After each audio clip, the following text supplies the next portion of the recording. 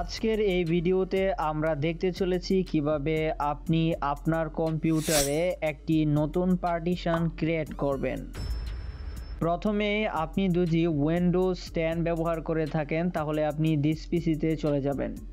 This পিসিতে আসার পর এখান থেকে দিস পিসি অপশনে রেখে আমি রাইট বাটন ক্লিক করব।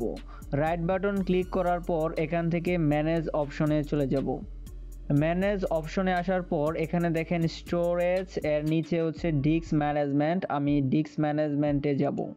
ডিস্ক ম্যানেজমেন্টে আসার পর আমি দেখতে পাচ্ছি আমার কম্পিউটারে টোটাল কয়টি disk at this moment available আছে।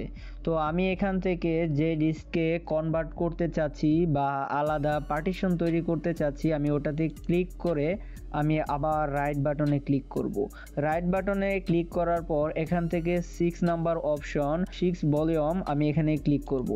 এখানে আসার পর আপনি আপনার ইচ্ছা মতন এখানে ক্যালকুলেশনটা করবেন। আমি এখানে আর ক্যালকুলেশন করতে চাচ্ছি না, বাই ডিফল্ট আমাকে যা দিচ্ছে আমি এটাই রেখে দেব। তারপর নেক্সট।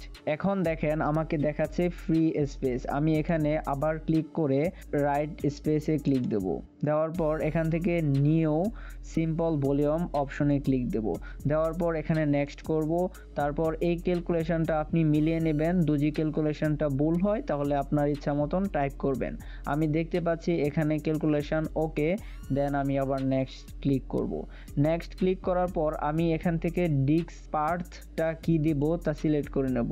আমি এখান থেকে এস দিচ্ছি, তারপর নেক্সট নেক্সট নেক্সট। ওকে, নাও আমার ডিস্ক পার্টিশন তৈরি হয়ে গেছে। এখন আমি দেখতে পাচ্ছি এই হলো আমার সেই তৈরি করা নিউ পার্টিশন এস।